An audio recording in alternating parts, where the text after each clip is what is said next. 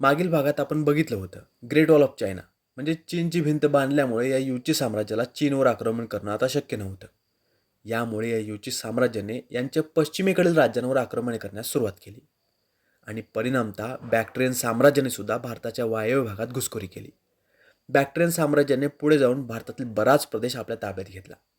याशिवाय मागील भागात आपण बघितलं की स्किथियनांनी भारताच्या वायव्य भागामध्ये आक्रमण केली होती आणि भारतातील ग्रीक सत्तेचा शेवट केला.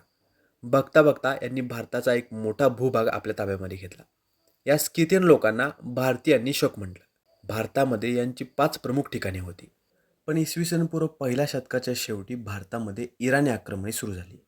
पार्थियनांच्या आक्रमणामुळे स्किथियन साम्राज्याचा उतरता काळही सुरू झाला. पण शकांचा पूर्णतः शेवट करण्याचा यांचा प्रयत्न मात्र निष्फळ ठरला. म्हणजे या कार्यकाळात शक आणि पार्थियन ही दोन्ही साम्राज्य राज्य करत होती. प्राचीन संस्कृत साहित्यामधून आपल्याला याचे पुरावे सापडतात. या साहित्यात या दोन्ही राज्य करताना शक पहिलवास असं म्हटलं गेलेलं आहे. शकांबद्दलची माहिती आपण मागील भागांमध्ये बघितलेली आहे. आता या भागात आपण पार्थियनांबद्दल जाणून घेऊया.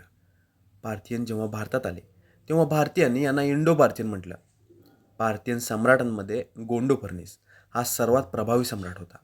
याच्या कार्यकाळात चलनात आलेल्या नाण्यांवरून गोंडो फर्निस हे इसवी सन पूर्व पहिल्या शतकात सम्राट असल्याचे स्पष्ट होते.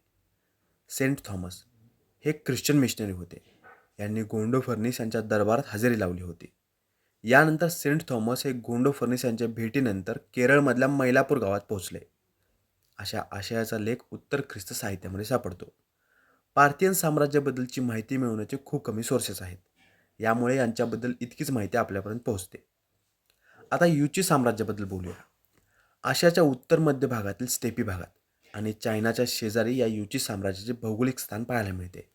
पण ग्रेट वॉल ऑफ चायनाचे बांधकाम झाले म्हणजे चीनची भिंत बांधली गेली आणि चायनामध्ये आक्रमण करण्याची यांची दारे बंद झाली. यामुळे युची साम्राज्य आता भारताच्या वायव्य भागाकडे सरकलं. यांनी सुद्धा भारताच्या वायव्य भागात आक्रमण करण्याचे ठरवले. युची साम्राज्याने आपली बरीच महत्त्वाची ठिकाणे भारतामध्ये उभी केली. यामध्येच एक होतं कुशाण. कुशाण प्रांतात काबूल नदीचे खोरे आणि गांधारचा काही भूभाग होता आणि अशा प्रकारे भारतात कुशाण साम्राज्याची सुरुवात झाली.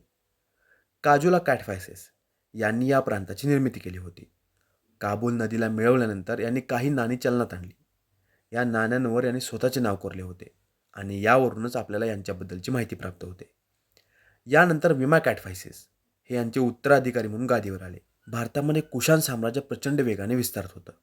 यांनी भारताचा संपूर्ण वायव्य भाग आपल्या आधिपत्याखाली आणला. जवळजवळ मथुरेपर्यंत यांनी आपला भूभाग विस्तारला. साम्राज्याच्या विस्तारानंतर यांनी यांच्या चलनामध्ये सोन्याची नाणी जारी केली. याच्याच आधारावर पुढे जाऊन कुशाणांचे मौद्रिक धोरणसुद्धा आले. या सोन्याच्या नाण्यांवर यांनी स्वतःला संपूर्ण जगाचा देवता म्हणून घेतलं. विमा कॅटफायसिस यांनाच कॅटफायसिस दुसरा असं म्हटलं जातं. आता हे दुसरे कॅटफायसिस आहेत. तर मग पहिले कॅटफायसिस होते काजूला कॅटफायसिस. विमा कॅटफायसिस हे भगवान शंकराचे भक्त होते. काजूला कॅटफायसिस आणि विमा कॅटफायसिस यांनी जवळजवळ 20 वर्षे राज्य केलं. यानंतर ख्रिस्त जन्माच्या पहिल्या शतकातच एका महत्त्वाच्या कुशाण सम्राटाचा कार्यकाळ सुरू झाला. हे सम्राट म्हणजे सम्राट कनिष्क. पुढील भागात आपण यांच्याबद्दल माहिती घेऊया. आत्तापर्यंत आपण पार्थियन आणि कुशाण यांच्याबद्दल माहिती घेतली. आय होप हा व्हिडिओ आपल्यासाठी इन्फॉर्मेटिव्ह असेल. प्राचीन भारताच्या इतिहासातील अशीच माहिती मिळवण्यासाठी बुक्स तावा प्लेलिस्टला फॉलो करा. Thank you for watching and supporting books तावा.